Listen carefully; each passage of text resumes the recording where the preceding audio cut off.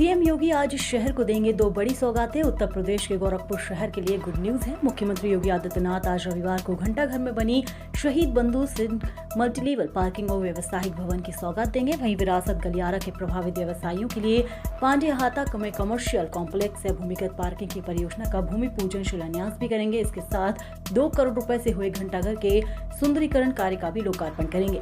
इन परियोजनाओं की वजह से गोरखपुर के इस भीड़ भाड़ वाले इलाके में जहां गाड़ियों की पार्किंग का इंतजाम और जाम की समस्या का समाधान हो जाएगा। शिक्षा मित्रों और अनुदेशकों के लिए खुशखबरी, इसी महीने से मिलेगा बड़ा मानदेय। मुख्यमंत्री योगी आदित्यनाथ ने शनिवार को स्कूल चलो अभियान के शुभारंभ किया। इस मौके पर उन्होंने शिक्षा मित्रों और अनुदेशकों के लिए बड़ा ऐलान किया। उन्होंने कहा कि अनुदेशकों को 17,000 रुपए और शिक्षा मित्रों को 18,000 रुपए का मानदेय इसी महीने से लागू किया जाएगा।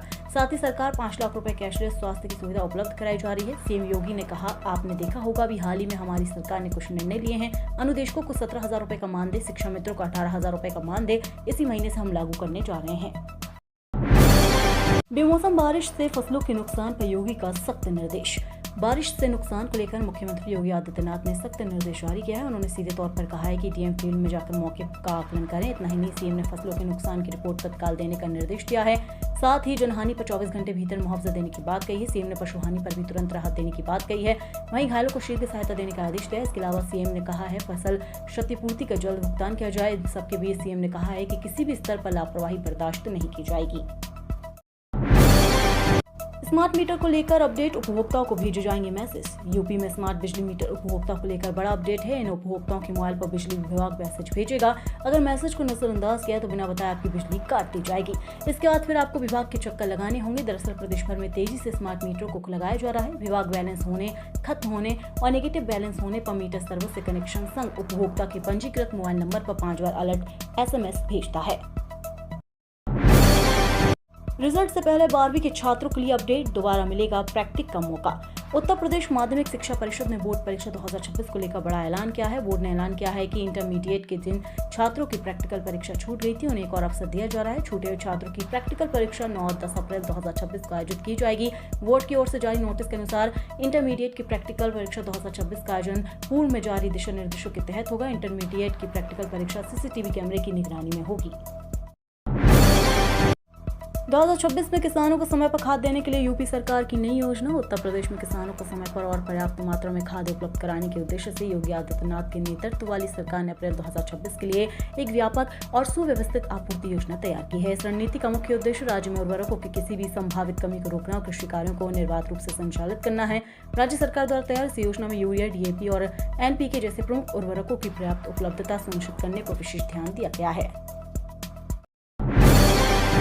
यूपी में आयुष्मान कार्ड को लेकर नया अपडेट, सरकार ने सभी जिलों के डीएम को सौंपा।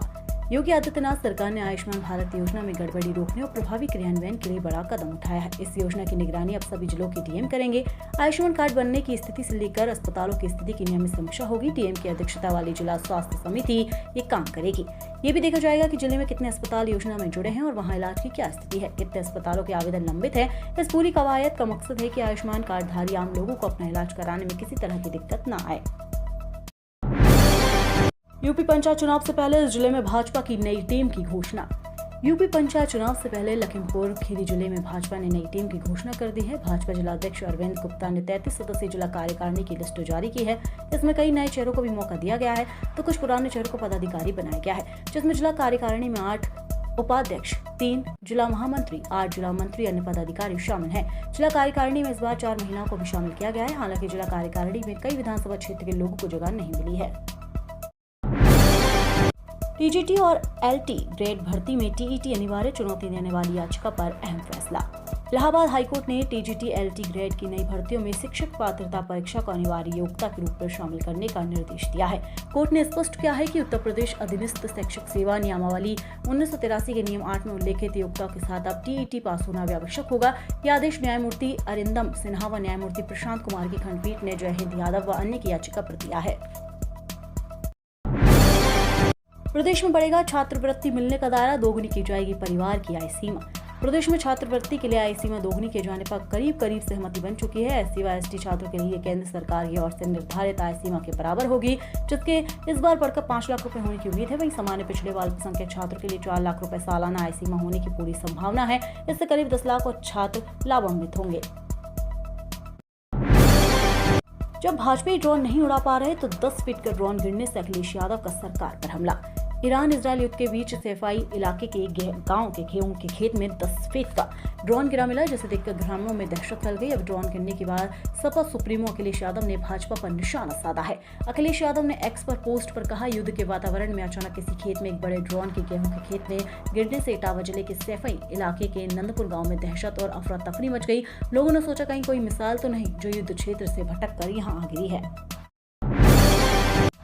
केंद्रीय मंत्री के नाम से पहले माननीय या श्रीमान न लिखने पर हाईकोर्ट सख्त। इलाहाबाद हाईकोर्ट ने उत्तर प्रदेश सरकार से पुलिस की ओर दर्ज की गई FIR में केंद्रीय मंत्री के नाम से पहले माननीय श्रीमान न लिखने पर जवाब मांगा है। यह आदेश न्यायमूर्ति JJ मुनीर और न्यायमूर्ति तरुण सक्सेना की खंडपीठ ने मथुरा निवासी हर्षित शर्मा और अन्य की याचिका पर दिया है। मथुरा निवासी याचियों पर धमकी और आपराधिक विश्वासघात के आरोपों में FIR दर्ज है। याचियों ने FIR रद्द करने की मांग में याचिका दायर की है। कोर्ट ने सुनवाई के दौरान पाया कि FIR में केंद्रीय मंत्री का नाम दर्ज है। मौसम का U-टर्न, आज से 9 अप्रैल को तूफानी बारिश के इन जिलों में चेतावनी। मौसम विज्ञान विभाग ने अगले हफ्ते मौसम में बदलाव की संभावना जताई है। मौसम विभाग के मुताबिक दक्षिणी अफगानिस्तान और पाकिस्तान के आसपास बने चक्रवाती परिसंचरण और सक्रिय पश्चिमी विक्षोभ से अचानक मौसम बदल गया है।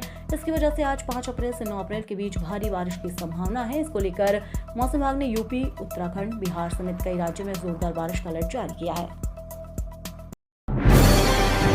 रेलवे ने जारी की पिंक बुक, बरेली जंक्शन पर 86.8 करोड़ से कराए जाएंगे 5 विकास कार्य। केंद्रीय बजट के 1 माह के बाद रेलवे ने पिंक बुक जारी कर दी है। बरेली के लिए 99.51 करोड़ रुपए के बजट का आवंटन किया गया है। इस बजट से इसी वित्तीय वर्ष में काम भी शुरू करा दिए जाएंगे। उत्तर रेलवे के बरेली जंक्शन पर 26 कोच के 2 वॉशिंग लाइन प्रस्तावित थे, लेकिन अब यहां 3 वॉशिंग लाइन और 2 सिक लाइन बनाई जाएंगी। इसके लिए 11.72 करोड़ रुपए आवंटित हुए हैं। जंक्शन पर अब अत्याधुनिक AC मेंटेनेंस शेड बनाया जाएगा। इसमें इलेक्ट्रिक क्रेन भी रहेगी। इसके लिए बजट में 13.82 करोड़ रुपए निर्धारित है। सीएम योगी ने बच्ची को पहनाया बैग, काशी से स्कूल चलो अभियान लॉन्च।